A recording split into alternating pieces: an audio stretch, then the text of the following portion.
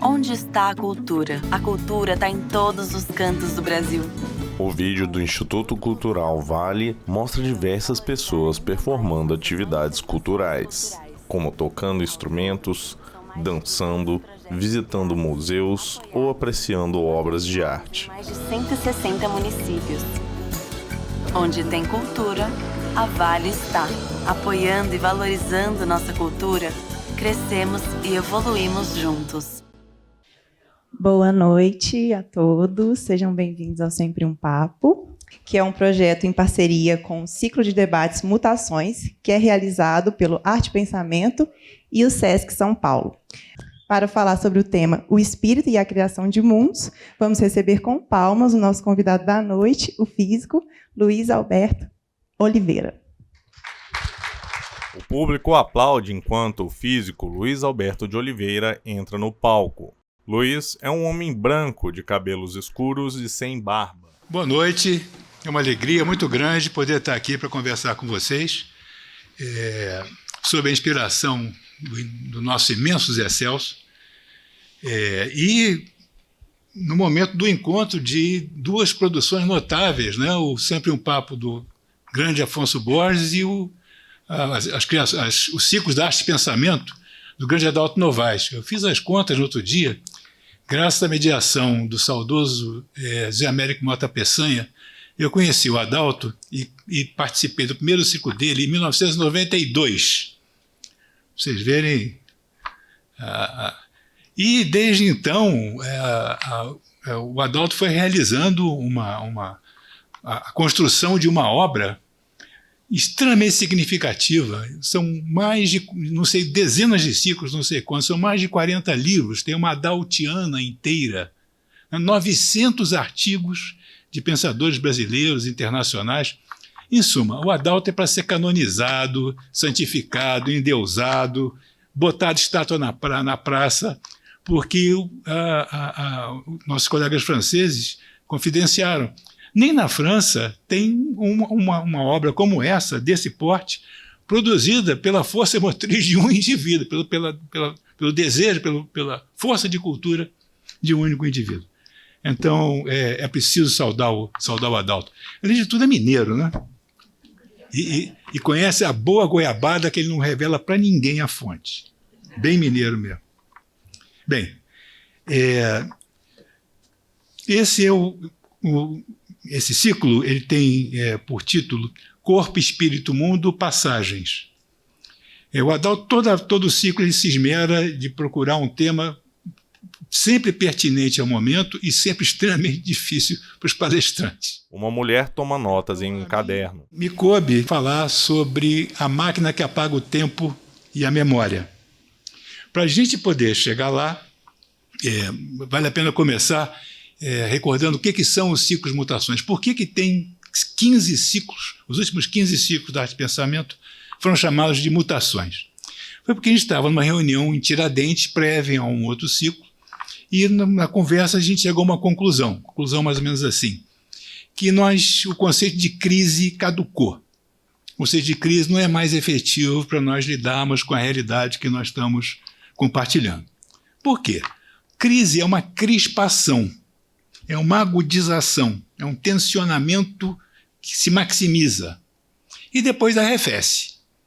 A gente pode imaginar que a crise é como se fosse uma fratura que surge num fundamento. Tem um território, esse território é o fundamento para certos processos, surge uma fratura nesse território e então o sistema se instabiliza.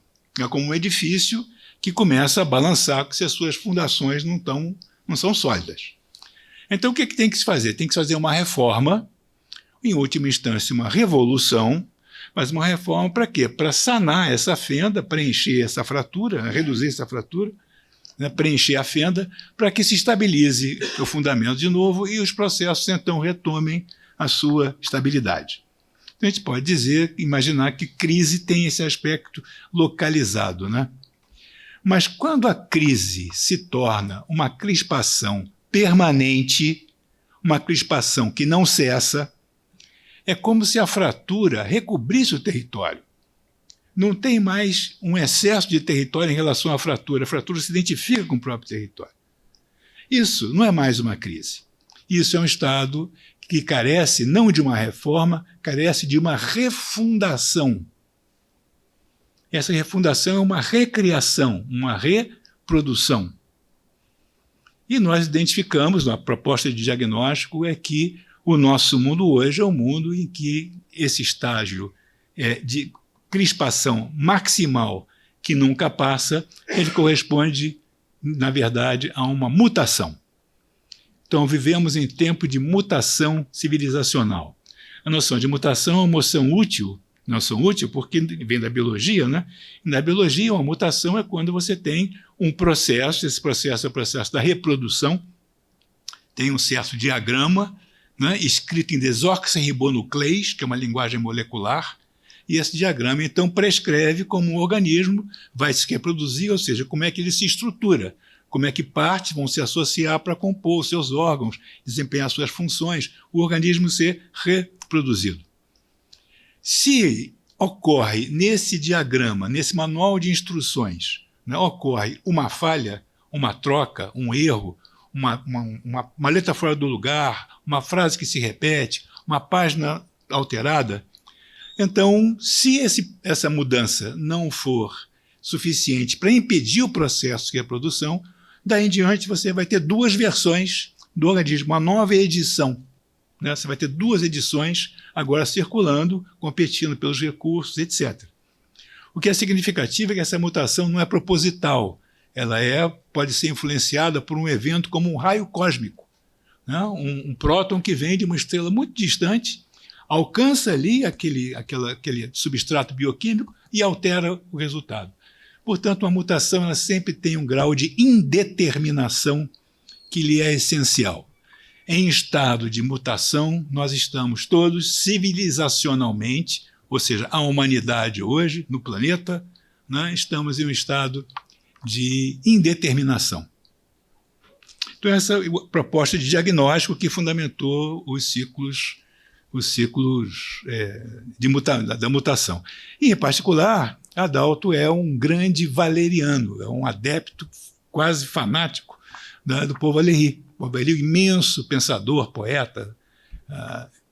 E Valéry ele passou por uma experiência que foi definidora na vida dele, que foi testemunhar o primeiro conflito verdadeiramente moderno, porque verdadeiramente industrial, usando os recursos e meios e técnicas e logísticas, né, da grande indústria moderna, né, para matar gente, que foi a Primeira Grande Guerra, né, a chamada Grande Guerra, a Primeira Guerra Mundial. E então o Valéry, assombrado com aquele morticínio, 25 milhões de pessoas massacradas, né, ele se deu conta de que ali falecia, se despedaçava o mito que tinha sido constitutivo do Ocidente, né, até aquele momento, o mito do progresso.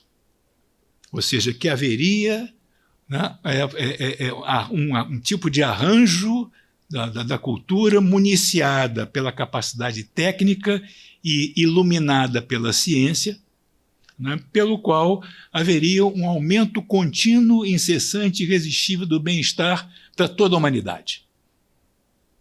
A ideia do progresso é essencialmente esse telos, esse fim, essa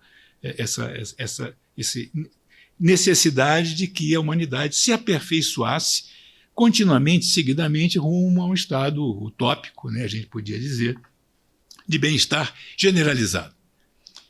A Grande Guerra sepultou, detonou, explodiu esse mito. Então, é o momento em que o Valéry exprime essa constatação com palavras que parecem de fogo, né? Ele diz: hoje, tudo o que sabemos, isto é, tudo o que podemos, passou a se opor a tudo o que somos. Vou repetir, para os termos da equação ficarem bem claros. Tudo o que sabemos, todo o conhecimento, toda a ciência, o desvendamento dos modos de funcionamento da natureza num grau absolutamente sem precedentes, isto é, tudo o que podemos, essa ciência, esse saber sobre os modos de estrutura e de comportamento das matérias sendo usados para transformações ambientais, transformações técnicas absolutamente incríveis, né, passou a se opor a tudo o que somos. Ou seja, aquela humanidade que vivia, né, sob a égide do mito do progresso, essa humanidade agora perdeu o fundamento, perdeu a diretriz, né? Perdeu essa utopia que a movimentava. A gente vai encontrar uma observação parecida, meio século depois de acontecimentos dos anos 50, né? Depois de acontecimentos técnicos de importância extraordinária, Hannah Arendt, a grande filósofa, ela constatou que depois da bomba de hidrogênio e do Sputnik, nada mais podia ser como antes. Então, a bomba de hidrogênio é uma partícula do Sol trazida à superfície da Terra. Porque a bomba de hidrogênio ela é um pequeno Sol, ela funciona pelo mesmo mecanismo nuclear pelo qual as estrelas funcionam, pelo qual o Sol funciona. E o Sputnik é um pequeno fragmento da Terra levado ao espaço, levado ao Sol, se a gente quiser. Então, o Sol é trazido à Terra e a Terra vai ao Sol. Feitos técnicos absolutamente assombrosos, né? A gente passou a dizer a era espacial começou com o Sputnik, né? E ela, então, dizendo, perante esses feitos técnicos sem precedentes, nada havia no passado que servisse para iluminar o significado desses feitos assombrosos, ela nos diz: a humanidade está em risco de perder suas duas maiores invenções, o passado e o futuro. O passado pela aniquilação, né, termonuclear, e o futuro pelo descortino de um cosmos vastíssimo, incomensuravelmente mais amplo do que o pequenino planeta que nos hospeda e que agora se tornou o nosso horizonte. Né? Esse horizonte de uma grandeza incomensurável, né? Nós deixamos de ser terrestres, nós passamos a ser terráqueos. Passamos a ser habitantes desse cosmos. Então, perante esses acontecimentos, com essa escala, convém a gente se interrogar sobre como a gente poderia compreender os processos de transformação que estão ocorrendo hoje, conosco, começo do século XXI. Vale a pena a gente lançar a mão dos grandes mestres. Então, eu vou recorrer a um grandíssimo mestre, que é Jorge Luiz Borges. E Borges tem um ensaio curto, são 2 páginas, mas extraordinariamente conciso e denso. O Borges é incrível como é que ele consegue, com pouquíssimas palavras, exprimir ideias pesadíssimas, ideias poderosíssimas. Esse ensaio se chama A Muralha e os Livros. E ele surge, diz o Borges, pela emoção que ele foi tomado, uma perplexidade que ele foi tomado, quando ele soube que teria havido um primeiro imperador na China, chamado Shi Huangdi, e Shi Huangdi teria sido o imperador que primeiro unificou os reinos em guerra. A China eram 6 reinos permanentemente em guerra, ele unificou estes reinos, surgiu a China, né, uma única China, e ele fez 2 decretos. O primeiro, construir a muralha da China, a maior construção humana, acredito que até hoje, né, a maior construção humana. E o segundo decreto, incendiar todos os livros da China. Ou seja, ele teve a ambição, o mesmo indivíduo, diz o Borges, teve a ambição de circunscrever o espaço, mudar a natureza do espaço, o espaço não ser mais o espaço livre, no qual os nômades mongóis vinham fustigar, né, os reinos chineses. O espaço agora é marcado, uma vasta cicatriz endurecida, né, vai separar diferentes domínios do espaço, de um lado, e, de outro lado, apagar o passado, né, incendiar os livros e apagar o passado do povo mais reverente ao passado de todos, que são os chineses. Então Borges fica perplexo. Como é que no mesmo indivíduo podem conviver esses dois feitos, né?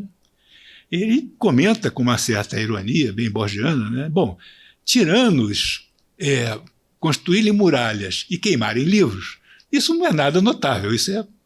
Muitos tiranos fazem isso, né? Gostam de fazer isso. Mas o que distingue o Xi-Yuan-Ti é a escala. A escala de atravessar a China inteira e de queimar o passado de um país inteiro. Isso é notável. E aí ele se pergunta o que teria movido o Xi-Yuan-Ti. Qual teria sido será que há uma simetria entre essas duas ações? Será que construir a muralha é, de uma certa forma, uma compensação pela queima dos livros? A plateia assiste atentamente. Ou será que ele queimou os livros e construiu a muralha pensando, algum dia no futuro haverá um descendente meu, um segundo, terceiro, quarto, quinto ou 15º imperador, que destrua a muralha, aterre, né, a muralha, né, e terá, então, o meu nome será esquecido, será apagado, e ele, então, terá feito o que eu fiz sem saber de mim. Talvez ele estivesse, então, projetando nesse descendente futuro, né, uma ação simétrica a que ele fez, mas inseparável da dele mesmo. Vou propor a vocês que nós consideremos que há em operação, na atualidade, na civilização contemporânea, uma entidade comparável a Xi-Yuan-Ti, e vou chamá-la de tecnociência. Então, tecnociência seria vou chamar de entidade, outros nomes podiam ser dados, vou chamar de entidade, que tem a capacidade de alterar o espaço e o tempo, na escala Xi-Yuan-Tiesca, na escala das nações do planeta, etc. Bom, o que nós estamos falando? Tecnociência. Primeiro, o que é ciência? Ciência é uma forma de dialogar com o mundo. Ensina mestre Mário Novello. É uma forma pela qual você faz perguntas ao mundo e o mundo dá as respostas, você interpreta essas respostas. As respostas são dadas por experiências, por observações, né? E você sintetiza essas respostas em conceitos, em ideias, em hipóteses, novas hipóteses. Então é um constante conversar do espírito humano com o mundo, né? E dito assim, isso parece uma banalidade. No entanto, essa conversa permite que nós dialoguemos com as estrelas distantes, que nós saibamos como é que o Sol funciona. Permite que a gente dialogue com as moléculas, que a gente dialogue com o invisível, que a gente converse com os vírus. Recentemente andamos empenhados numa séria discussão com os vírus. Então a ciência é essa forma de dialogar, a forma do pensamento se implementar, pelo qual nós discernimos, né, os modos de funcionamento do mundo, e esse diálogo é, a princípio, interminável. Sempre faremos novas perguntas, cada resposta vai ser geratriz de mais perguntas, né? Então, a ciência não serve para alcançar verdades com V maiúsculo, verdades últimas e cabais. Outras faculdades do espírito humano talvez possam fazer isso, a inspiração poética, a exaltação mística, a cogitação filosófica. Ciência não serve. Verdades da ciência vão ser sempre provisórias, vão ser sempre mais um passo na estrada. E o técnico? Técnico diz respeito à capacidade humana, não só humana, mas humana, de exportar diagramas mentais e, através de uma sequência de gestos, infundir nas matérias do mundo finalidade, uso, serve para. E, com isso, potencializar as capacidades do nosso próprio corpo e do nosso próprio entendimento. Então, ciência é conhecer o mundo, técnica, agir sobre o mundo. E essa entidade dupla, tecnociência, esse híbrido, né, ele se constituiu a partir do momento em que começou esse jogo de quanto mais sabemos sobre o mundo, mais sabemos agir sobre o mundo. Nós somos capazes de ir a dimensões cada vez mais diminutas, ações cada vez mais intensas. Um casal toma notas enquanto ouve a palestra. Sistemas cada vez mais sofisticados, mais complexos. Vamos, então, nesse processo cumulativo, nós vamos acrescentando conhecimento e esse conhecimento se torna poder. O que sabemos passa a ser o que podemos, como diz o Valéry. E a tecnociência ela vai assumir, meados do século XX, ela vai assumir um papel determinante a partir desses grandes conflitos. A Primeira Guerra Mundial foi um conflito químico, explosivos, gases. A Segunda Guerra Mundial foi um conflito físico, a aerodinâmica dos novos aviões, radares, etc. A Terceira Guerra Mundial ela passou a existir à sombra da bomba atômica, ou seja, ela acontece, mas não acontece abençoadamente, porque a bomba atômica não deixa ela ser da escala que foi. Então ela passou a ser uma guerra contínua. Não houve um dia, desde o armistício de 1945, que não tenha havido um conflito armado em algum lugar do mundo. Nenhum dia. Então podemos chamar isso de uma terceira guerra, que não é concentrada como as duas anteriores foram, mas é disseminada. Em toda parte ela vai acontecendo. E a tecnociência, então, é a geratriz dessas capacidades bélicas. Não tem outra coisa. A ciência aplicada é que faz coisas extraordinárias, como mísseis hipersônicos, bombas disso, petardos daquilo. Em suma, essa pletora de entropia enlatada, de desordem condensada, que são as armas. Então, não seria demasiado ousadia dizer que no nosso mundo há um forçante, ou seja, um impulsionador central, e esse impulsionador que faz as coisas se transformarem numa escala cada vez mais acelerada seria a tecnociência. Bem, por que o título Corpo, Espírito, Mundo, Passagens desse ciclo? Porque constata o Valéry, Valéry sugere que a operação de pensar, a operação de criar com o pensamento, é isso que para ele é pensar, criar com o pensamento, ela envolve necessariamente uma dimensão que é o corpo. O corpo é o território onde pode emergir a capacidade de pensar. O espírito seria a função, a capacidade específica de exprimir,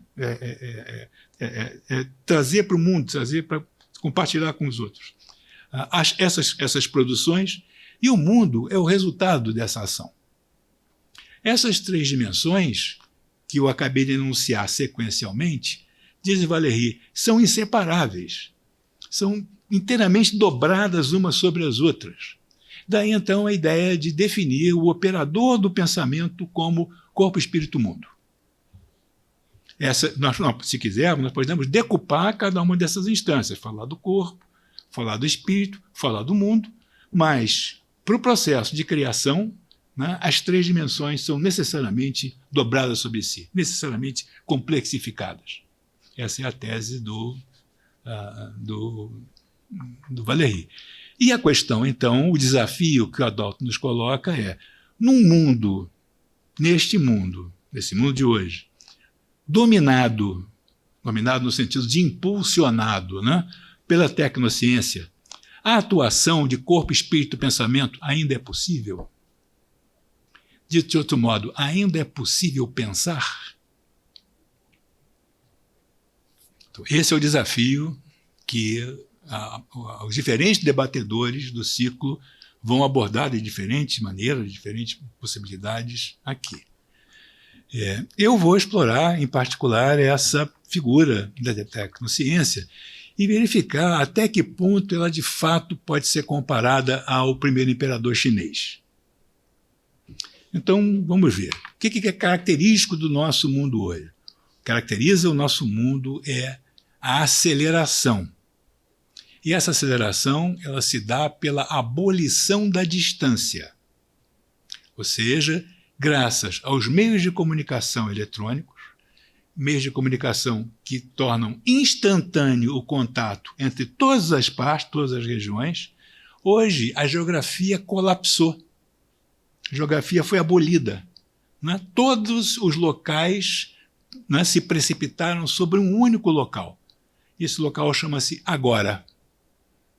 Foi instaurado, tecnicamente, alguma coisa que nunca houve, um agora planetário. No que sentido? No sentido que o que acontecer no Japão nesse momento está a 1,5 segundos de nós. Algumas piscadas de olhos e o que aconteceu lá será presenciado aqui. Então não tem mais distância, não tem mais separação geográfica. Tudo acontece simultaneamente. Simultaneamente quer dizer, acontece agora. Esse agora é planetário. Tudo o que acontece passou a acontecer nesta nova arena. Repito, não havia isso antes. Lembrem, Machado de Assis, né? Um enamorado quer mandar uma carta para sua amada que está na Europa. 3 meses de vapor para a carta chegar lá. 3 meses para a carta ir, 3 meses para a resposta voltar. 6 meses. Haja paixão. Haja paixão. Haja fantasia, haja imaginação, haja ardor. Para nós é o contrário, né? Nós vivemos soterrados, limiares perceptivos e cognitivos quase que saturados pelo excesso de demanda, pelo excesso de presença, pelo excesso de atenção. Que essa instantaneidade do contato entre fonte e receptor, né, instaurou no nosso mundo. Né? Imagine quantas telas e quantas demandas nessas telas cada um de nós testemunhou hoje. 100, 200, 500, 1000. É algo assombroso. O tempo todo nos convidando, me dê atenção, quero sua atenção. Nossa atenção passou a ser o produto de mercado mais disputado, furiosamente, por todas as empresas, por todos os empreendimentos e iniciativas. Nossa atenção. Porque é o bem mais precioso. E nós só conseguimos, né, mamíferamente, operar um certo grau de atenção o tempo todo. Sabemos que as mulheres são multitasking, sempre foram, já nasceram assim. Mas mesmo as mulheres, não dá para distribuir a atenção da forma que é demandada. Então, o tempo todo, nós estamos subconscientemente trabalhando para dizer esse signo é um signo importante? É um signo vital? É um signo de vida ou morte? É um pare ou siga? Ou é só mais uma demanda de compre, compre, compre, compre? O tempo todo, nós estamos inconscientemente, né, submetidos a essa barragem sígnica, né, nós estamos o tempo todo saturando os nossos limiares, não é à toa que a gente chega em casa e desmonta. Então, Paul Virilio vai dizer que a nossa época é marcada pela aceleração, a aceleração leva a essa instantaneidade é a abolição da geografia. Ou seja, a tecnociência no nosso mundo não separou o espaço, não demarcou o espaço, circunscreveu o espaço, como fez Shi Yuan-Ti. Aboliu o espaço. Vamos convir que é um feito digno de um imperador.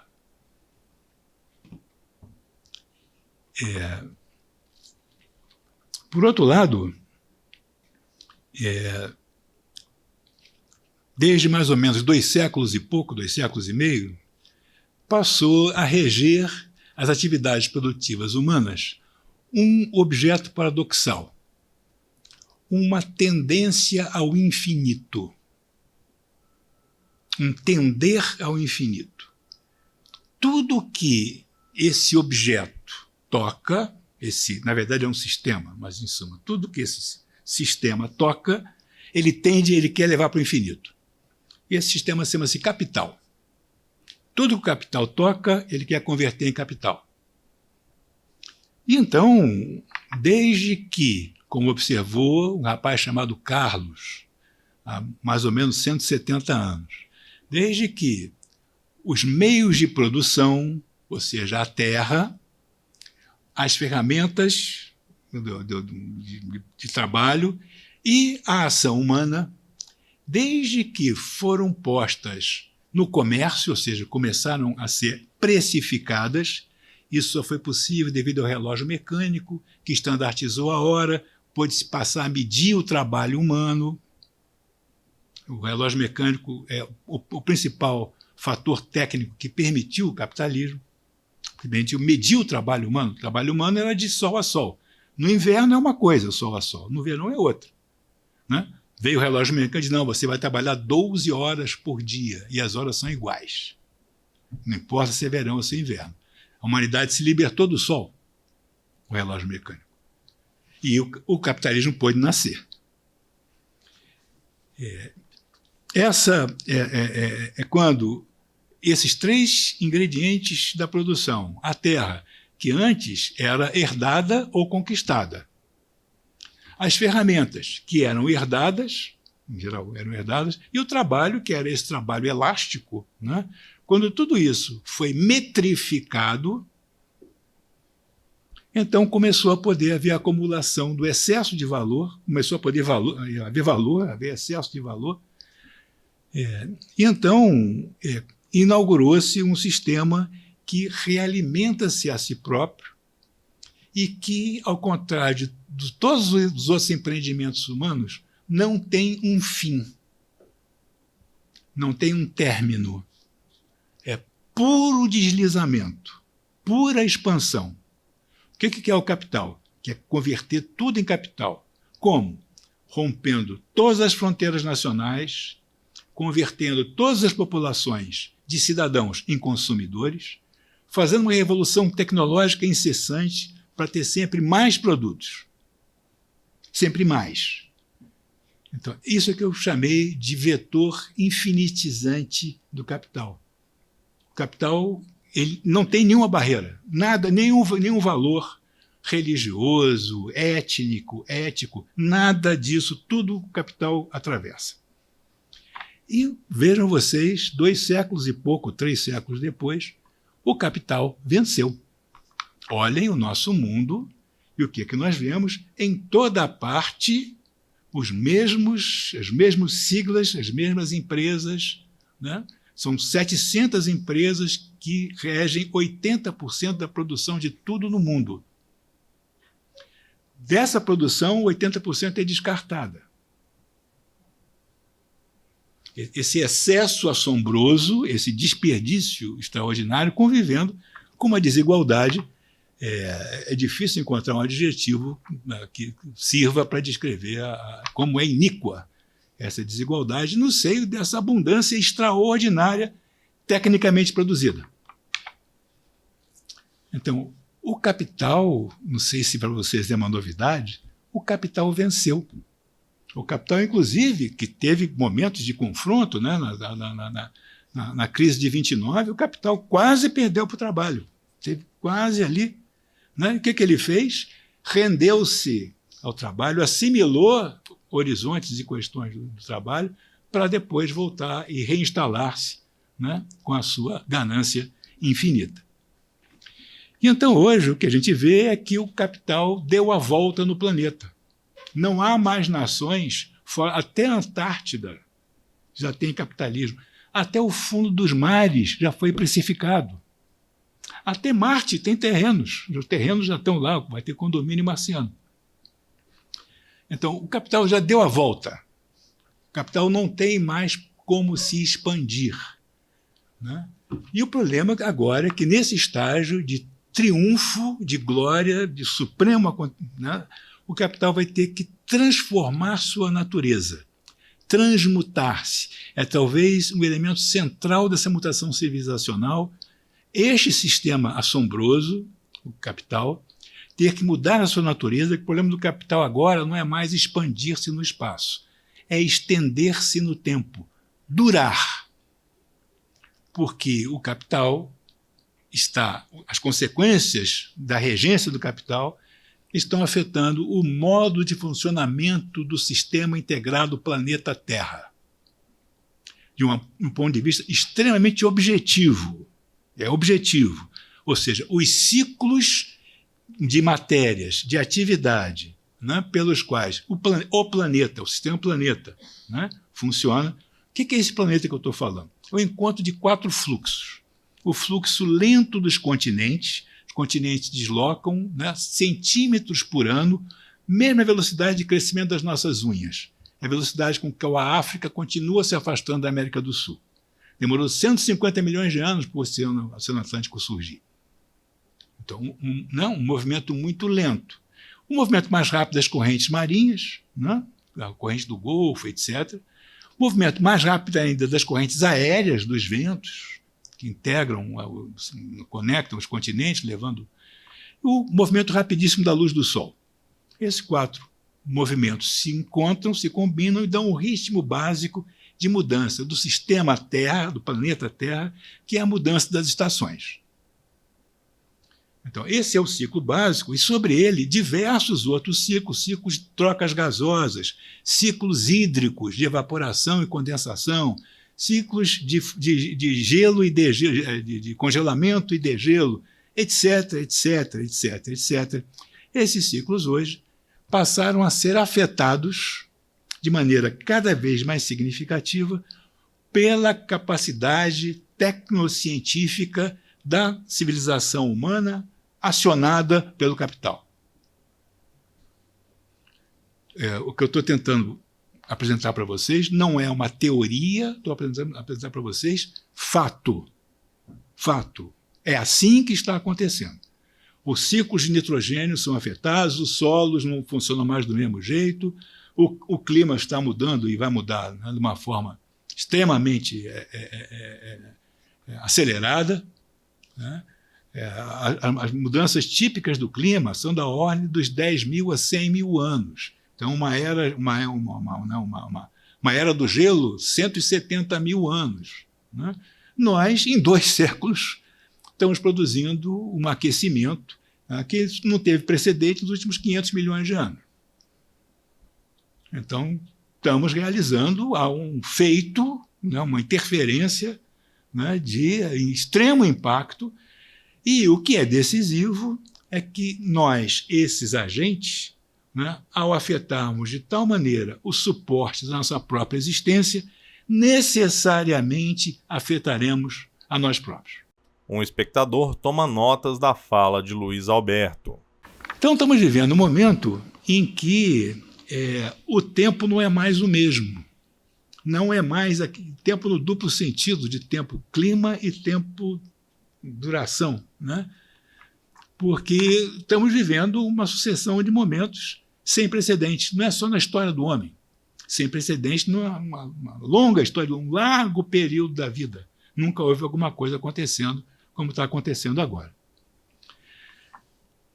Ou seja, a tecnociência permitiu que as ações humanas, tomadas em seu conjunto, se tornassem uma força de transformação de alcance planetário. E as consequências dessa ação planetária serão muito longas, terão duração muito longa. O que eu quero dizer? Nós estamos acostumados a pensar o tempo em termos de dias, horas, semanas, anos. O século para a gente já tem, né? O século, né? É uma coisa muito grande. E, na verdade, é que nós somos muito breves, né? Muito recentes na civilização. A escrita tem 5 mil anos. A cidade, a maior invenção humana, tem 10 mil anos.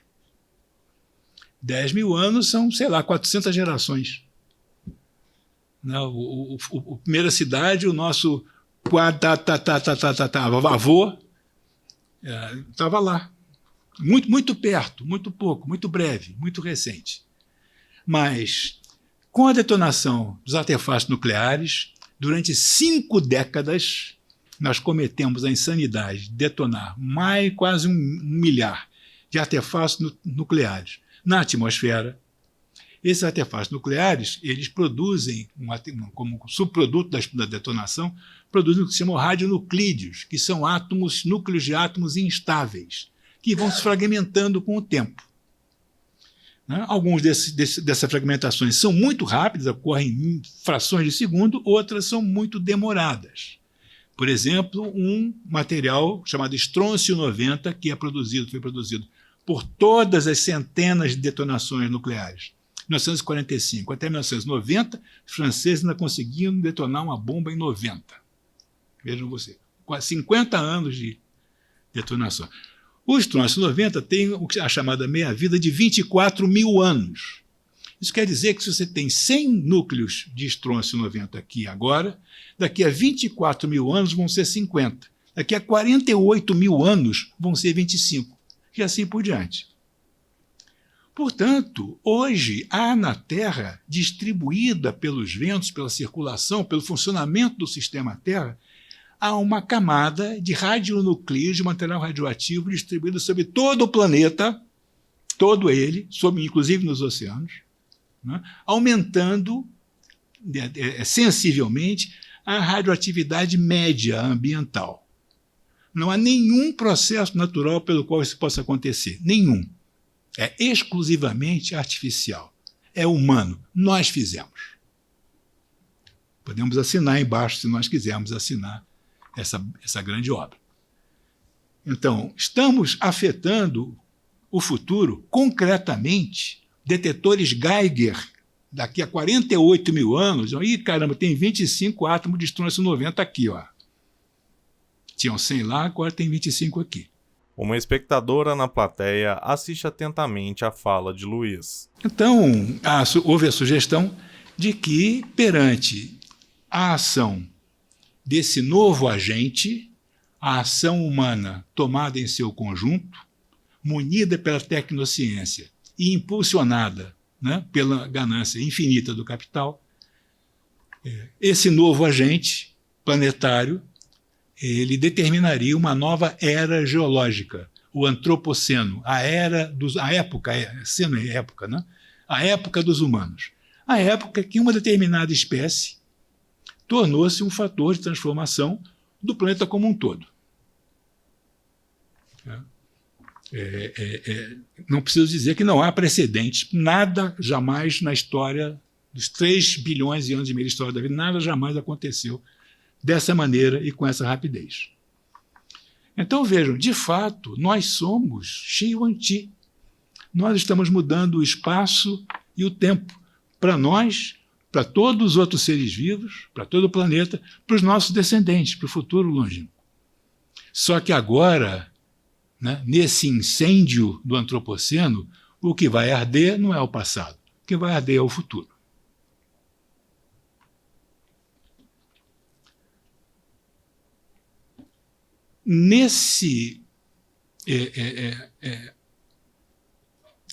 No meio dessa colossal confusão que é a nossa vida, que é o nosso viver, né, no entanto, possível nós distinguirmos certas dimensões, certas vias pelas quais algo bem diferente pode vir a suceder.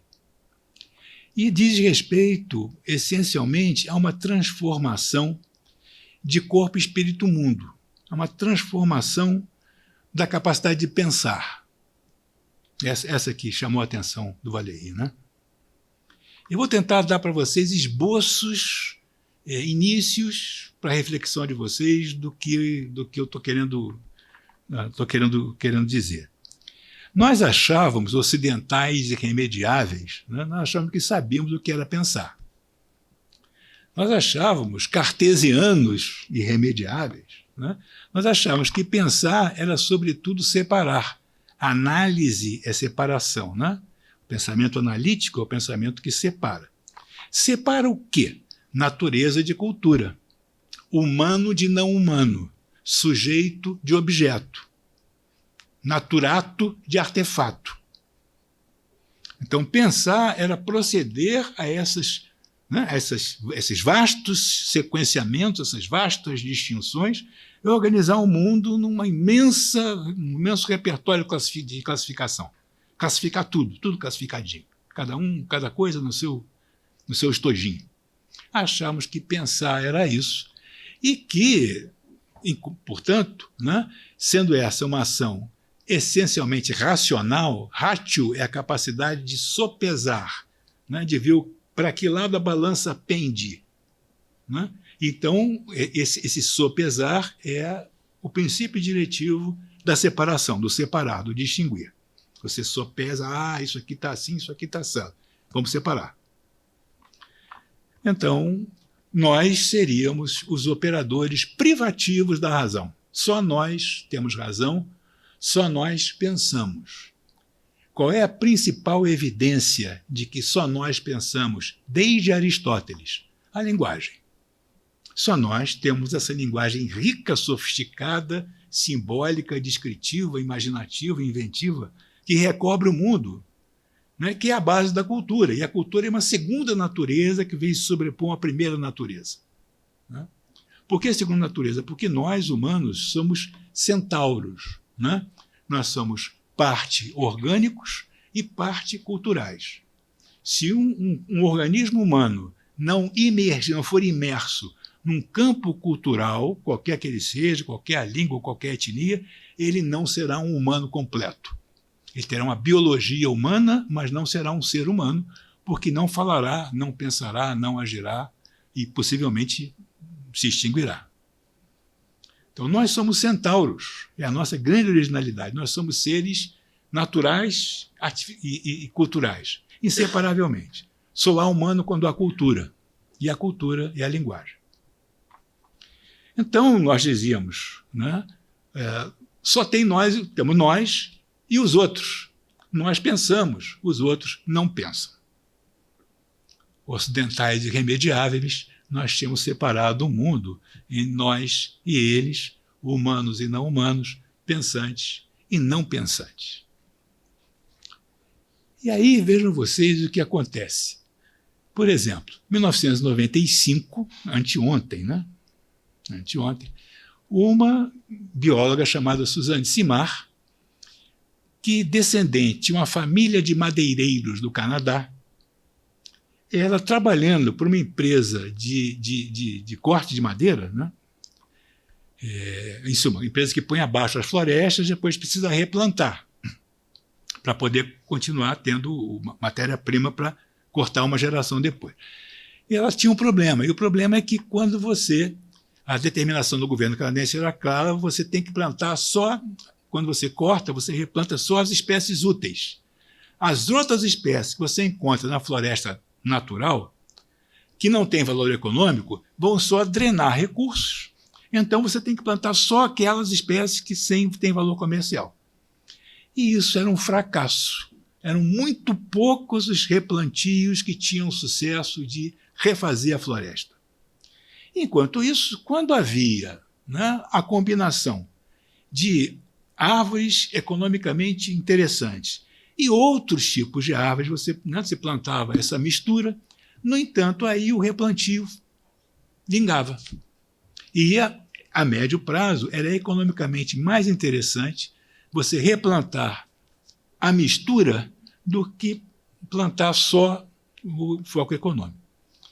E ela, então, começou a fazer experiências para compreender por que isso acontecia e descobriu que havia uma rede de cooperação entre as árvores da floresta.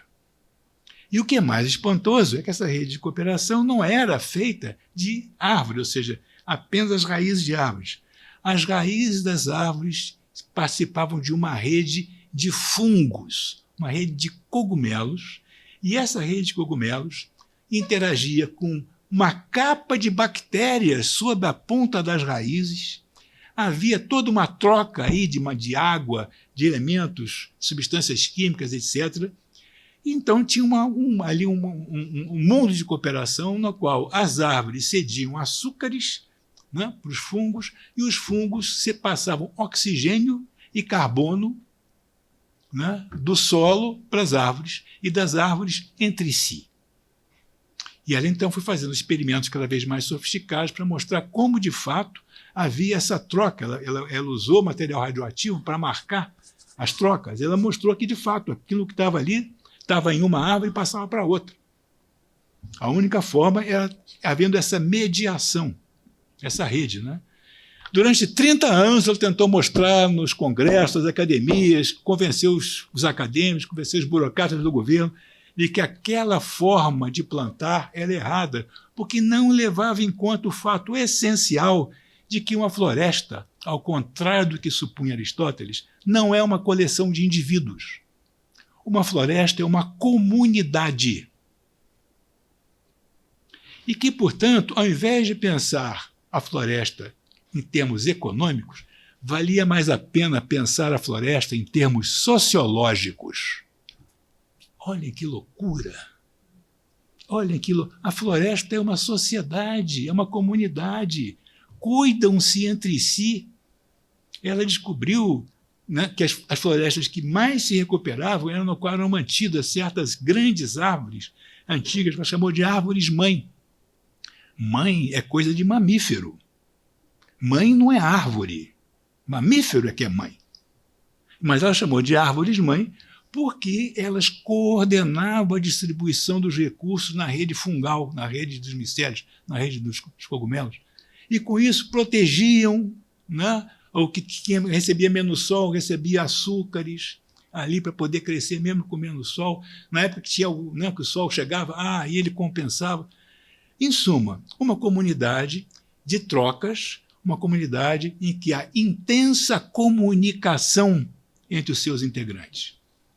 A floresta conversa incessantemente em linguagem bioquímica entre si, como toda comunidade faz. Né? Lembre, Paulo Mendes da Rocha nos ensinou que cidade é o lugar para se conversar. Cidade não é lugar para ter prédio, para ter rua. Cidade é lugar para se conversar. Né? Porque a conversa é que faz gente. Ora, dessa maneira, árvore é gente.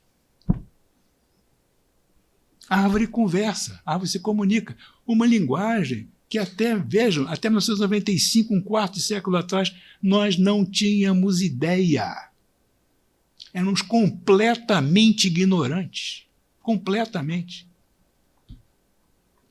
Então, vejam, isso é uma descoberta assombrosa, porque implica que há entidades pensantes, não humanas, na nossa cara, e nós nunca fomos capazes de ver. Sempre fomos cegos para isso. Como é que é possível? É possível porque nossa capacidade sensorial, cada organismo, cada espécie, na verdade, pratica aquilo que um biólogo chamado Chekhov von Uexküll chamou de mundo próprio. E o mundo próprio a partir do sistema sensorial dessa espécie, ela recorta dos acontecimentos do mundo, da massa bruta dos acontecimentos, ela recorta o que ela pode, o que lhe interessa. O carrapato só quer saber da luz do sol, né, para ele subir alto na coisa, o cheiro de suor, para ele se largar na ponta da planta, e o gosto salgado e quente do sangue que ele vai chupar para se reproduzir. Só isso que interessa para ele. Se está ventando ou não está, se a flor é bonita ou não, não faz parte do mundo dele. Não quer saber de pólens. As abelhas adoram pólen, só quer saber de pólen. Né? Tem a visão ultravioleta para ver as flores carregadas de pólen. Nós não vemos, elas vêm. Então, o nosso mundo próprio é demarcado pelos nossos sentidos. Nossos sentidos são super bacanas, a gente tem uma visão extraordinária. A audição, o gosto e o cheiro não são particularmente notáveis frente a outros, mas tudo bem. Né? Só que isso, simultaneamente, é a nossa limitação, é a nossa potência e o nosso limite. Exemplo, nós escutamos, né, o sabiá cantando para a sabioa, o bem-te-vi cantando para a bem-te-via, né? Piriri, piriri, piriri, aquele canto, sempre igualzinho, bem-te-vi, bem-te-vi, sempre igualzinho. Nós dizemos, o passarinho está se mostrando, está, né, cantando a passarinha. Né? E registramos esses cantos, gravamos, como é bonito o passarinho cantando.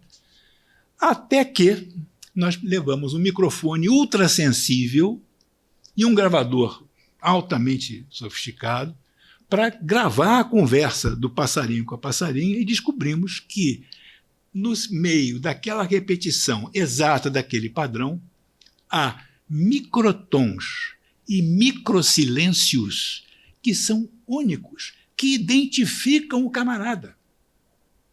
Cada passarinho tem o seu. O canto é único, embora seja sempre o mesmo. Nós não sabíamos disso.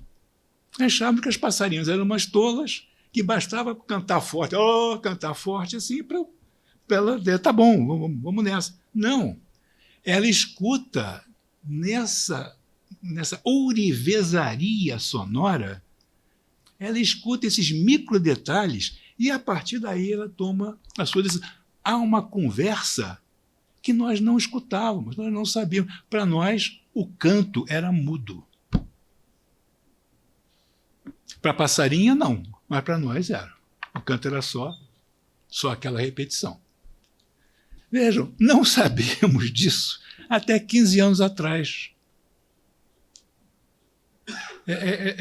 Está ficando claro que o entendimento que a gente tinha sobre o que era o mundo e sobre o que nós éramos no mundo, completamente equivocado, completamente em deriva, completamente em reformatação.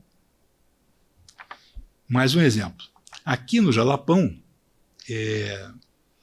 encontraram um formigueiro abandonado. Sabe, por causa de um formigueiro abandonado. E o pessoal foi lá e derramou concreto no formigueiro. Concreto. Aí esperaram secar, foram lá e cavaram com escavadeira e tudo, cavaram, e encontraram a cidade das formigas. Centenas de bolsões, né, conectados por túneis. Nesses bolsões, umidade controlada e temperatura controlada, para em uns criar fungo, né, e para outros criar as larvas, os ovos e tal. A câmara da rainha, que era o centro de reprodutor, a maternidade, né, do formigueiro. 1 milhão de indivíduos coexistindo ali. Né? As formigas, como as abelhas, as vespas e os cupins, são insetos sociais. São os mais bem-sucedidos de todos os insetos, que são os mais bem-sucedidos de todos os animais. Então, incrível, né? Como formigas, abelhas e insetos sociais têm. E essa cidade, o que é mais assombroso, foi construída sem Oscar Niemeyer. Não houve um projeto, vejam bem, não houve um projeto central, e esse projeto central ia organizando cada uma das etapas do processo. 1 milhão de formigas agindo com os seus 2 milhões de neurôniozinhos cada uma, fazendo gestos repetidos, né, de fazer esses módulos em série, bolsão, tubo, bolsão, tubo, bolsão, fizeram aquela cidade extraordinária. As formigas têm 750 milhões de anos de evolução, né? Então, conhecem o seu afazer. Então, vejam, tem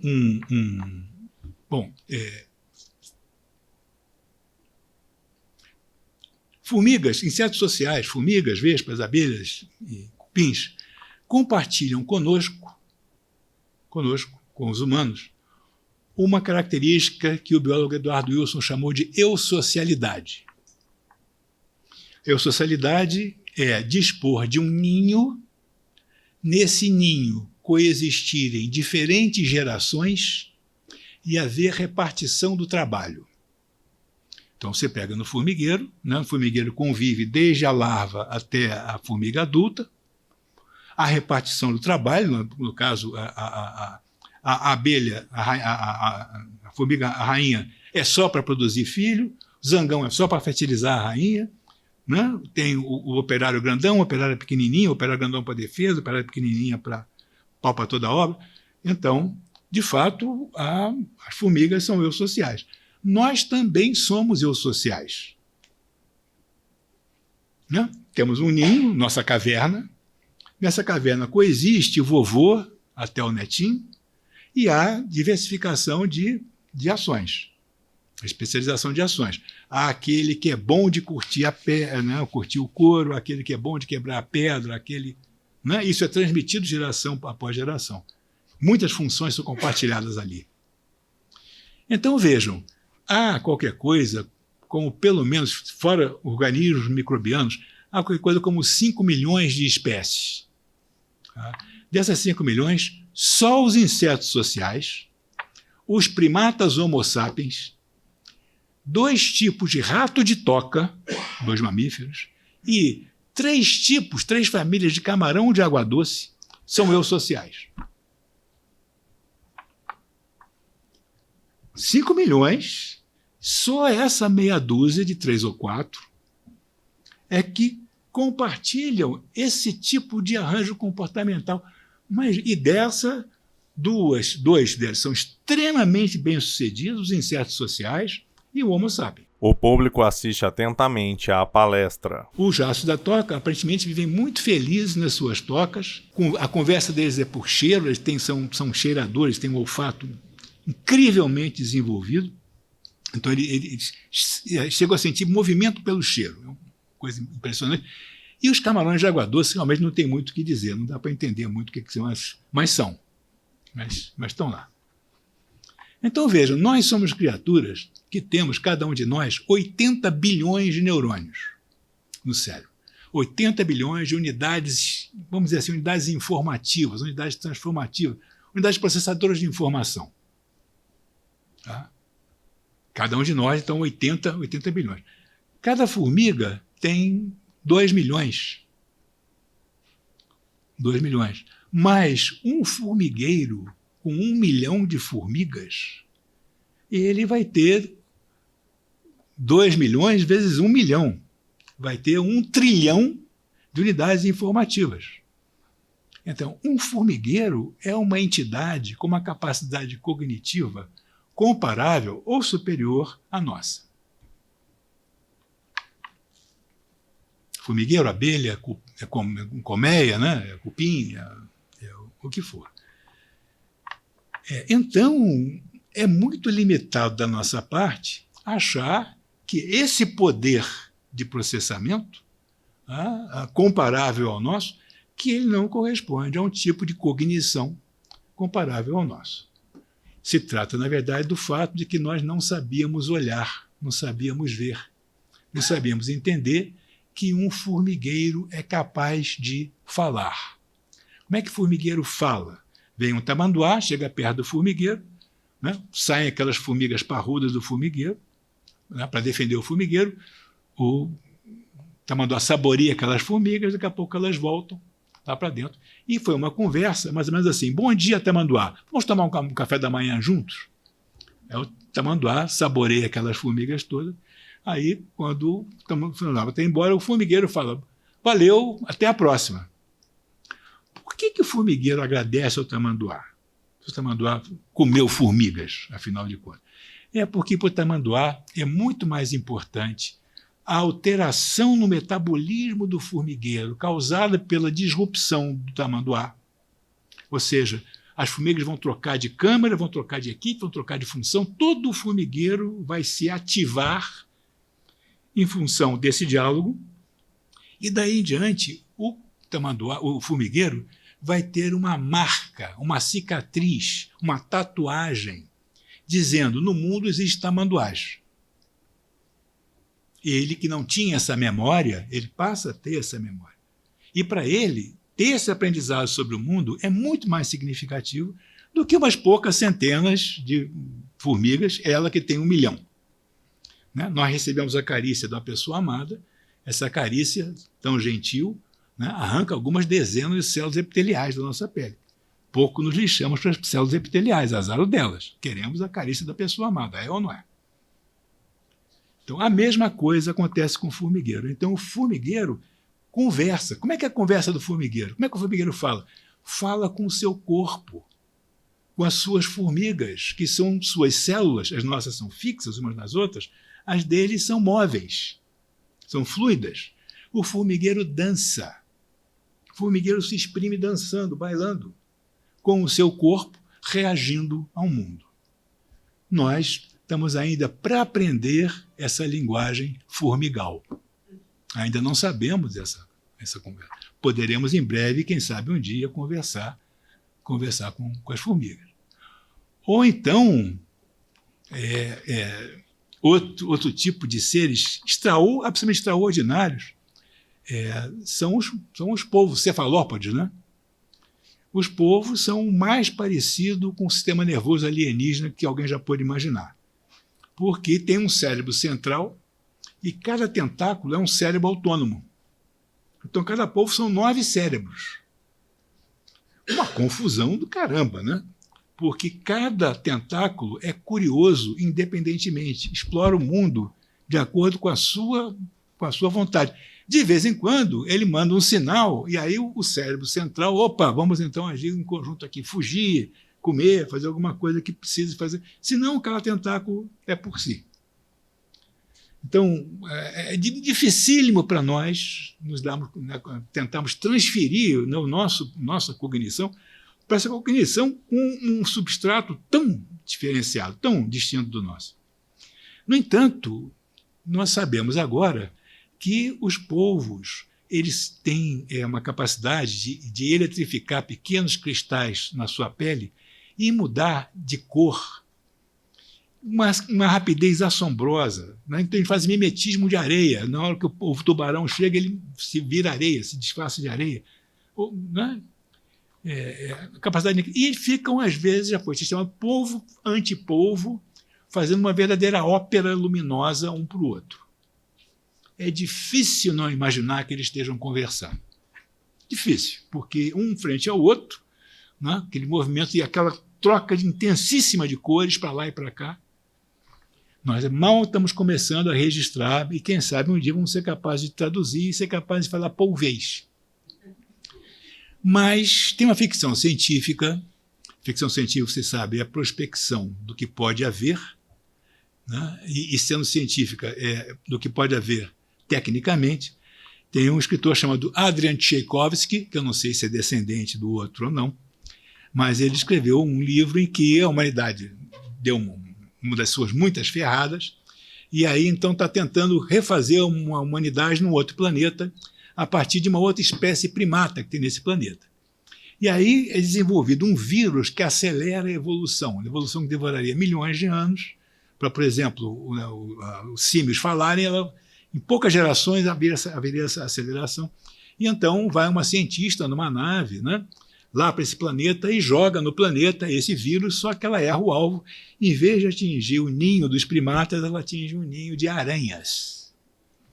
E as aranhas passam a se desenvolver, formam uma sociedade incrível, crescem, né, passam de aranhazinhas assim para aranhazinhas de meio metro. Estou vendo os olhares assim um pouco perturbados, né, com essa imagem.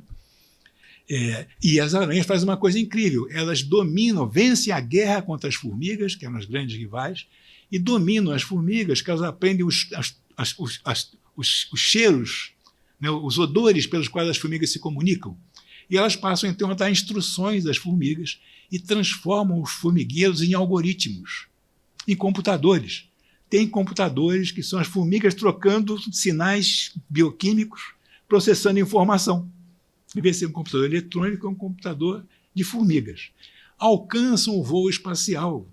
As aranhas, vejam vocês como é que elas conseguem fazer.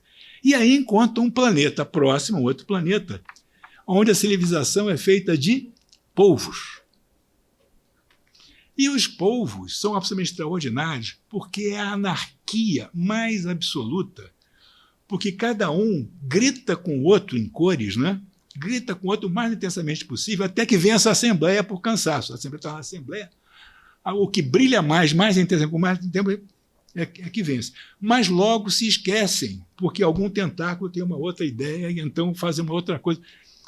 Uma civilização completamente alucinada e que, no entanto, dá uma vontade danada de que as notícias de que os exploradores marinhos estão começando a encontrar cidades de polvo nos nossos oceanos.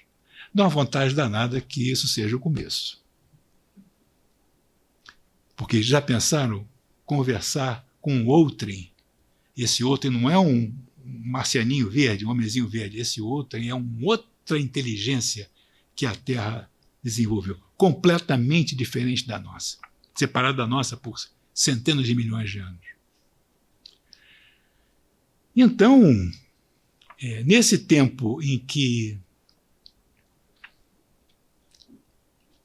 nós estamos questionando a nossa presunção de sermos a única inteligência, o único ser capaz de pensar, estamos descobrindo que o mundo natural é rico de outras formas, outros meios de pensamento. Simultaneamente, nós estamos começando a desenvolver meios artificiais de cognição, que tem estado, todo mundo está sabendo, né? Tá na crista da onda, as tais inteligências artificiais. Eu vou ser cauteloso e vou dizer que eu não chamaria o estado atual de coisas de inteligência artificial. Por quê? Definição de Stephen Hawking, que pode dizer qualquer coisa, mas bobo não era, né? Stephen Hawking, definição de inteligência dele. Inteligência é a capacidade de se adaptar à mudança.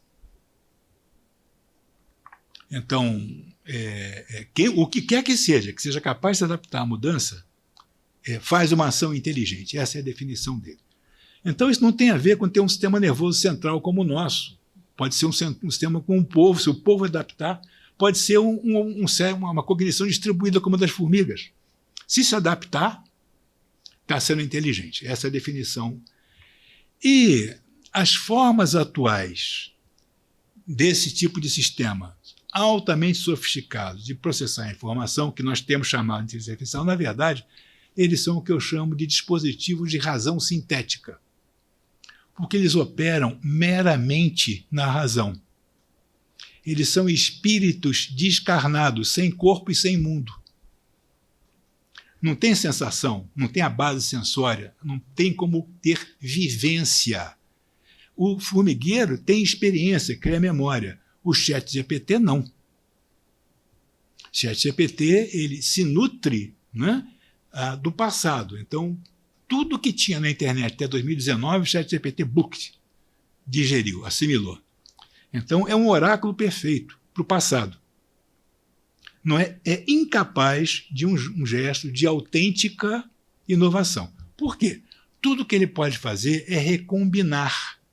Recombinar é uma arte notável. Nós não somos outra coisa do que uma recombinação de átomos gestados em explosões estelares distantes, rearranjados pela evolução biológica, até chegar a essas coisas, essas maravilhas que estão aqui. Nós e tudo mais, né? Então, recombinar é uma arte fundamental. Tudo que existe é combinação de coisas. Mas falta o ingrediente decisivo do inesperado.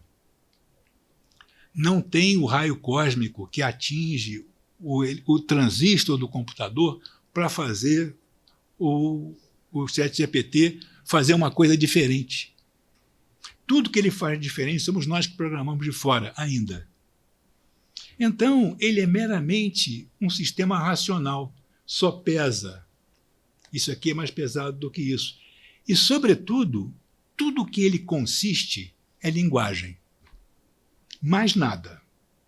E na linguagem ele é muito bom. Está vendo o pessoal, os roteiristas e tal, todo mundo de olho em pé, olho arregalado. Caramba, esses sujeitos vêm recombinar, recalchutar aqui tudo que já foi dito e fazem coisas notáveis. Mas ainda carecem do atributo fundamental para poder pensar, segundo Valéry, corpo, espírito, mundo, né? Não tem corpo nem tem mundo. Quando e se esses sistemas se encarnarem e quando esses sistemas se contextualizarem, ou seja, migrarem para o mundo, migrarem para um contexto, para um fora, e tiverem sensores, né, e tiverem memória, e puderem sofrer e gozar, então nós vamos ter à frente, efetivamente, a uma entidade que vai ser capaz de se adaptar. Aí teremos uma inteligência, vai ser fascinante coexistir com essa inteligência, que, novamente, não é um homenzinho verde, que veio de Marte. É um tipo de sistema que nós fomos os parteiros. E nós somos os mentores, os instrutores. Nós somos os cuidadores desse germen de alguma coisa muito nova, muito diferente que está acontecendo aí. E que será, francamente, não humana. Nós já não somos capazes de acompanhar os modos pelos quais os chats GPT da vida, né, processam informação. Não somos capazes. Né? Esses sistemas podem fazer coisas incríveis. Por exemplo, eles podem ter acesso e comparar todos os raios-x e todas as tomografias de, por exemplo, pulmão, já tomadas, todas, 1 bilhão, sei lá, 10 bilhões, não sei quantas são. Nenhum de nós, multidões de nós, por gerações, não seremos capazes de fazer essa compilação. Eles são capazes de fazer e, de repente, vão descortinar padrões ainda não percebidos que vão dizer, essa coisa aqui tem a ver com isso causa aquilo, o tratamento vai ser esse. Então, é para se entusiasmar com essa capacidade assombrosa, né, de lidar com essas imensas quantidades de dados. Nunca mais, lamento informar a vocês, haverá um campeão humano de xadrez, nunca mais, nem de Go, que é muito mais complicado ainda, né, porque o Go é um jogo muito mais sofisticado. Nunca mais vai haver. Agora, em compensação, ele só serve, até agora, só faz serviço especializado. O jogador de Go joga Go, não dirige carro. O que dirige carro, né, o carro autônomo, não joga Go. Nós fazemos tudo isso ao mesmo tempo. Fazendo, né, ainda jogando malabar, assim, malabar, né? Então, essa ainda é a nossa vantagem. Agora, novamente, cada um de nós, 80 bilhões de neurônios, 80 bilhões de unidades informativas, cada um com mais ou menos 10 mil conexões uns com os outros. Tá? Então, isso dá 1 trilhão, sei lá quanto, de unidades de processamento. Somos 7,5 bilhões. Então, você faz a conta, tem mais ou menos 1 sextilhão, que é o número que vem depois do quintilhão, né, de unidades informativas biológicas, contando só os Homo sapiens, sem falar de tudo mais, só os Homo sapiens. Bom, a gente faz a mesma conta para um transistor. Aqui tem a maldade, né? Porque um transistor não é comparável a um neurônio, fazem coisas muito diferentes, mas como o transistor é a base da capacidade artificial de processar a informação, vou contá-lo, para os fins que nos interessam aqui, né, como unidade informativa básica. Juntando todos os computadores, celulares, etc, que tem aí, descobrimos que tem qualquer coisa da ordem de 1 sextilhão também. Então, tem 1 sextilhão de unidades de processamento biológicas e 1 sextilhão de unidades de processamento eletrônicas. Qual a diferença fundamental? As unidades biológicas, abençoadamente, se reproduzem via papai e mamãe, demorando vários anos até a maturidade, etc. Os chips, eles progridem, dobram a capacidade, você dobra o número de transistores, né, e, portanto, a capacidade de processamento, capacidade de funcionar, mais ou menos a cada 1 ano, 8 meses, 1 ano, dobra. Então, é fatal que as unidades de processamento artificiais nos superarão em número grandemente. Absolutamente fatal. E isso provavelmente já está acontecendo, né? Já há um maior. Só que eles não são integrados do jeito que nós somos integrados, eles não fazem sociedade como nós fazemos, ainda cambeta, como a nossa sociedade é, né? Mas nós fazemos sociedade de uma maneira que eles não fazem ainda. Então, nós conviveremos com essas formas de razão sintética, e eventualmente elas evoluirão para submente e, mais eventualmente, ainda evoluirão para o que seria uma mente completa. E, nesse dia, nós nos sentiremos extremamente orgulhosos porque fizemos uma coisa comparável ao que a natureza fez conosco depois de 4 bilhões de anos. Nós, com poucos milhares de anos de civilização, teremos feito algo comparável, né, ao nosso próprio surgimento. Então, nesse momento em que há tantas inteligências coexistindo e em forma de coexistir, se trata, então, de não apagar o tempo e a memória, mas sim apagar a máquina que apaga o tempo. Diversos espectadores acompanham com atenção a fala de Luiz.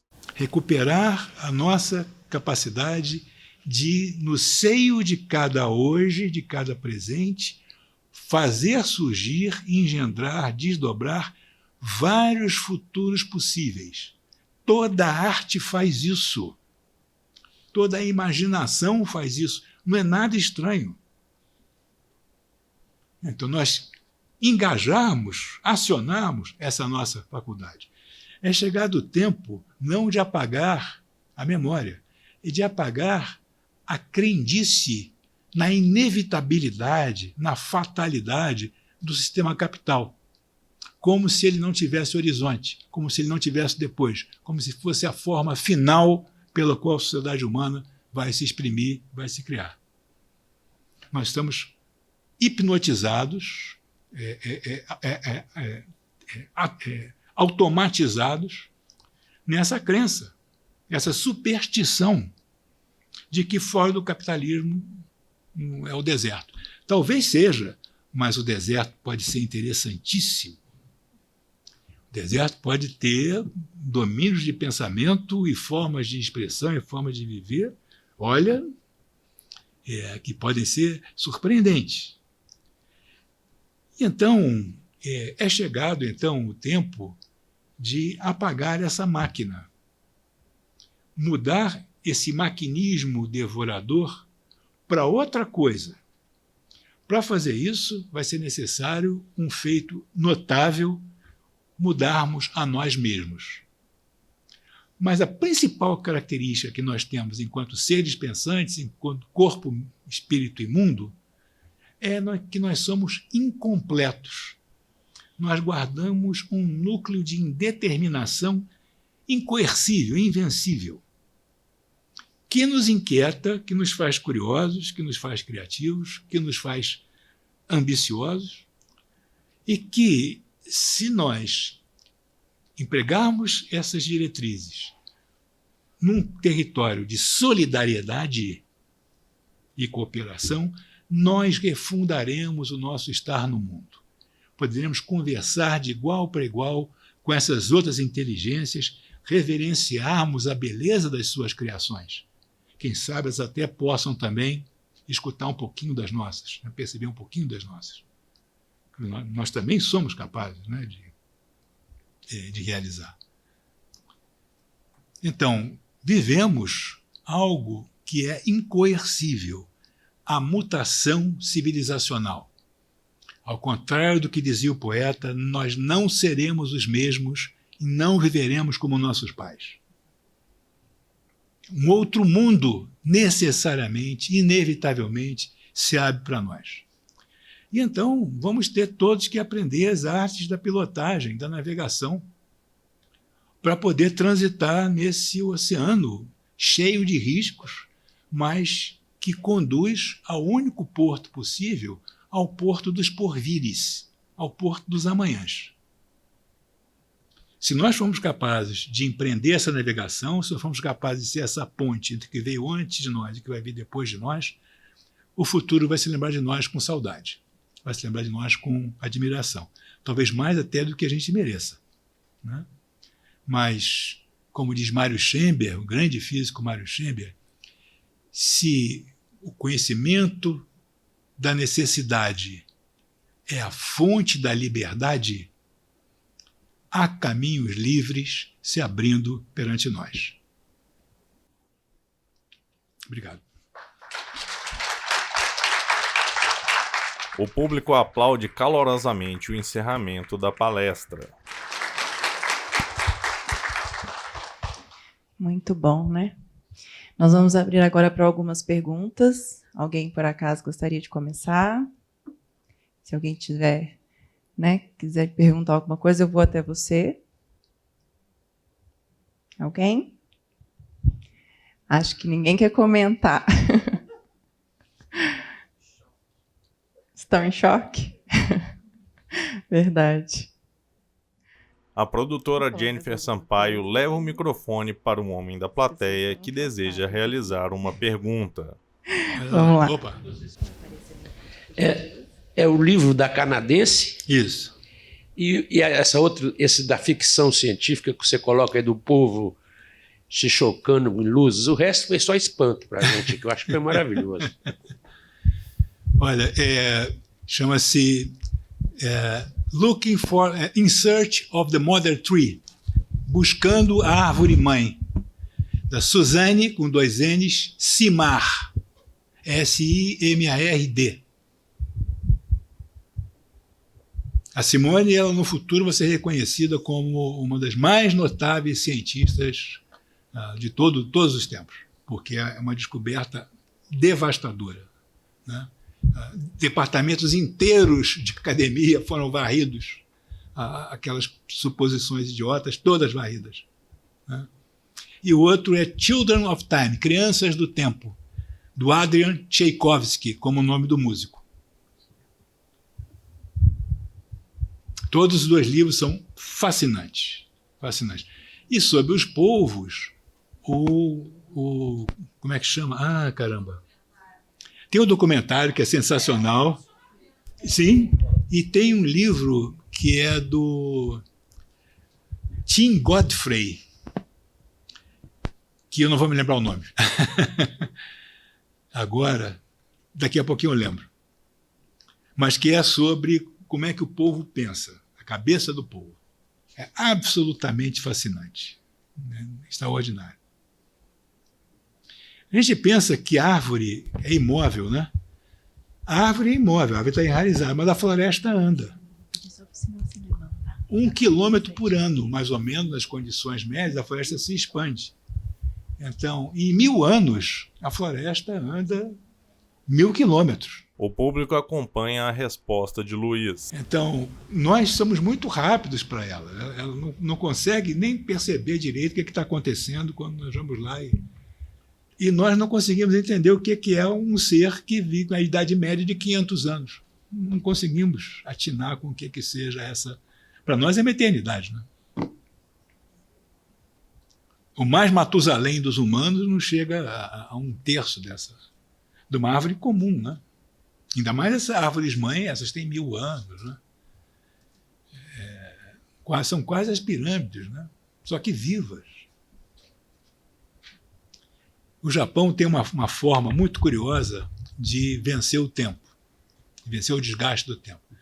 Os egípcios, a pedra, né? Então bota a pedra e a pedra dura. Mas no Japão os templos são feitos de madeira. Então você cria o templo e planta uma floresta. 40 anos depois, você incendeia o primeiro templo, corta a floresta, a madeira, refaz o templo e planta outra geração. Então tem famílias que estão há 800 anos trabalhando nesses templos florestas. Não é a dureza da pedra, é a repetição da madeira, né? Aliás, a madeira é muito mais rara do universo do que a pedra. É muito mais preciosa, né? Um homem da plateia faz uma pergunta no microfone. Queria comentar assim, que eu não me sinto assim tão otimista com relação a essa. Eu acredito plenamente nas mutações, mas eu tomo a liberdade de não ser tão otimista com relação a essa ideia de crise. Eu fico mais com a ideia de colapso, né? Eu acho que nós vamos vencer, será uma mutação.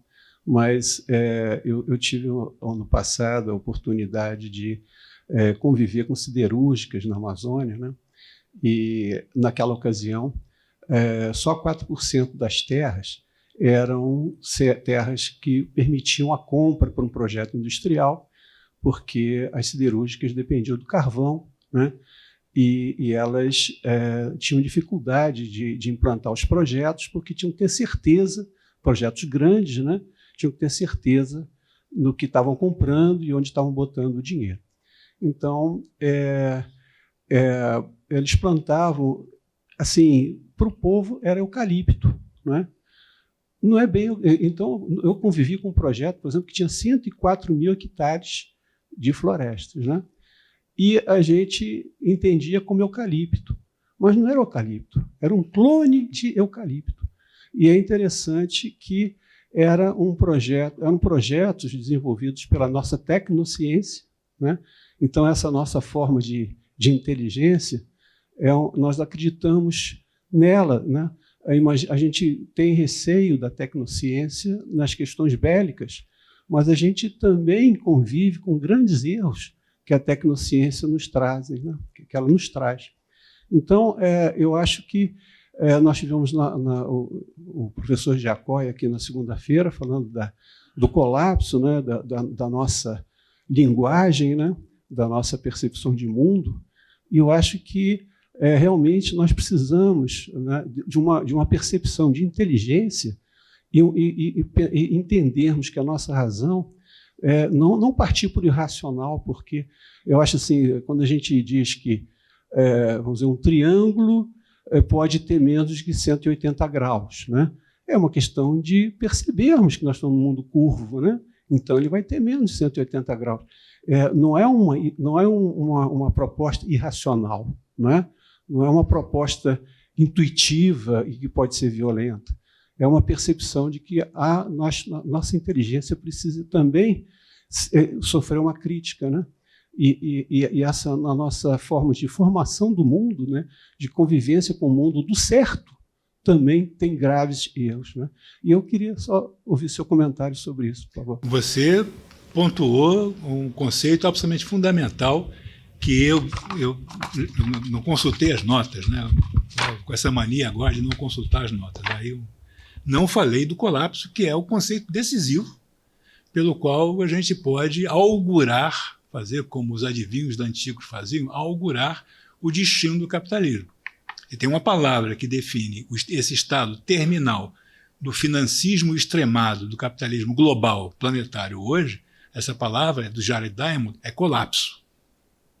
Por quê? Porque todas as atividades, os processos necessários para o funcionamento estável do sistema estão em desbalanço e em deriva, todas simultaneamente. Não aconteceu com uma que vai acomodar, não. Então é uma desacomodação generalizada. Se a gente vê o destino de outras civilizações, muitas civilizações humanas já, não, importantes já houveram, então se a gente vê o que aconteceu em todas as civilizações nas quais haja uma pressão excessiva sobre os recursos ambientais, acoplada a uma instância climática, uma instância ambiental desagradável, seca muito forte, enchentes muito fortes, etc. Sempre que há esse esgotamento dos recursos de uma área acoplado com uma não renovação desses recursos, né? E na sociedade haja uma desigualdade excessiva, concentração demasiada de benefícios e recursos para um segmento muito pequeno dessa sociedade, esta civilização, a história assim o demonstra, colapsou. Alguns dos colapsos foram reversíveis, muitos dos colapsos foram irreversíveis. Civilização da Ilha de Páscoa, colonização viking da Groenlândia, Império Gupta na Índia, Império Han na China, Império Romano do Ocidente, civilização maia, né? Todas essas civilizações, elas tiveram o seu ápice, seu clímax, e depois colapsaram em função dessa combinação de fatores. Ora, olhamos o nosso mundo hoje, o que nós vemos? Que nossa civilização, que hoje é planetária, não há nenhum domínio do planeta que não seja afetado, direto ou indiretamente, pelas nossas ações, em particular nossas ações econômicas, o nosso produzir, né? Em toda parte nós vemos esse impacto das nossas ações, degradação ambiental, o solo se exaurindo, água doce se extinguindo, né, de um lado, e o clima indo a uma troca, os ritmos do clima indo a uma troca cada vez mais rapidamente, e, de outro lado, uma desigualdade indecente, né, que faz com que os 6 homens mais ricos do mundo tenham mais recursos do que os 3 bilhões mais pobres. 3 bilhões. Isso é uma pirâmide tão aguda, que quase não dá para compreender, né? Esse sistema é um sistema intrinsecamente instável, porque as condições de estabilidade que são mantidas por esse vasto regime de ciclos em cooperação, se os ciclos estão todos descompensados, esse sistema tenderá à instabilidade. É isso. E então, o capitalismo ele se defronta hoje com essa necessidade existencial de mudar a sua natureza. Vejam, mudar a natureza de qualquer coisa, a natureza de cada um de nós. A mudança do capitalismo parece quase impensável, né? No entanto, obrigatoriamente, o capitalismo terá que se transmutar, terá que fazer parte dessa vasta mutação civilizacional, porque não se trata mais, como eu falei, de expandir no espaço, agora é estender no tempo. Estender no tempo é durar. Durar é estabilidade dos ciclos. Não tem jeito. E o horizonte do capitalismo, então, o horizonte que o capitalismo não poderá superar de maneira nenhuma, né? O abismo no qual o capitalismo inevitavelmente se despenhará, a muralha invencível com a qual o capitalismo vai se esborrachar, chamam-se leis da natureza. As leis da física, da química, da biologia, da etologia, que são leis invencíveis. Não tem jeitinho. Não tem dar um por fora. Gravidade, eu vou dar um por fora para você, você deixa de fazer as coisas caírem, tá? Não rola, não tem. Então, é um momento em que o capitalismo está servindo para nós, humanos, como um espelho, para nós vermos a nossa humanidade e a nossa além da humanidade. E isso nós estamos sendo convocados a realizar. Porque o além-capitalismo será simultaneamente um além do humano, desse humano que nós achávamos que era, desse humano que não sabia conversar com as florestas. Humano não, há muitos humanos que sabem conversar com as florestas. Os povos originários sabem perfeitamente, né, que as árvores falam, sabem como é que os passarinhos cantam, né, sabem conversar com as montanhas, com os rios. Como não conversar com eles? Como é que não se conversa se eles são gente? Se eles conversam de volta? Né? Então, durante demasiado tempo, nós não entendemos que essas sociedades eram capazes de pensar de um modo extremamente diversificado e rico. Extremamente. E o que é mais notável? Essas sociedades lidam com a joia, com a pepita mais rara do existir, que é a diversidade. Como você falou, nós substituímos a extraordinária riqueza pluridimensional da floresta tropical densa, da floresta amazônica, por clone de eucalipto. Coisa mais homogênea que pode ter, cada um calculando o quanto de água vai extrair do solo, né, em quanto tempo o solo vai estar esgotado com esse regime de funcionamento. Numa espécie de operação suicida, né? Ou homicida, ou genocida, em suma, o que a gente quiser chamar. Então, você tem toda a razão, era necessário que a gente trouxesse a perspectiva do colapso, que o colapso é o outro nome para a transição. Iremos para além do capitalismo por meio do colapso. O colapso será o nosso mar. Por ele navegaremos. Haverá muitas pauladas no lombo, muitas tetas na cuca. Mas é o caminho. Por aí passaremos. Nós, corpo, espírito, mundo, passaremos.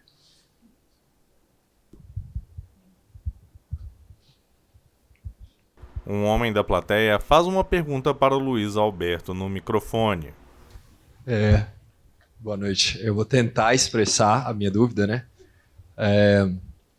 Quando você fala da ganância ilimitada, certo? Do capital, que o capital atualmente domina o mundo, as nossas atenções, a nossa atenção, né, de todo mundo, que a gente precisa de ter uma mutação para não sofrer esse colapso.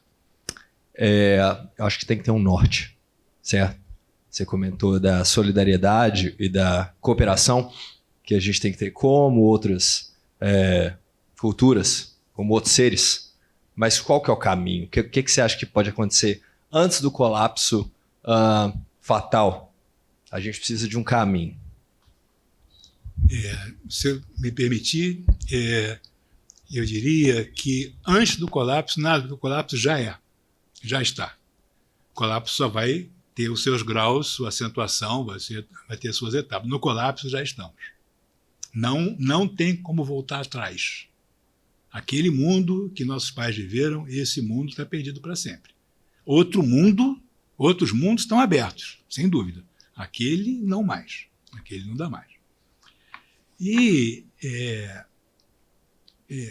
o nosso desafio, né, é o de reconhecer que se a diversidade é o meio pelo qual o mundo efetivamente opera, pela coexistência do dispar, do ritmo assíncrono de cada processo se integrando para produzir uma nova unidade, como acontece na sinfonia, né?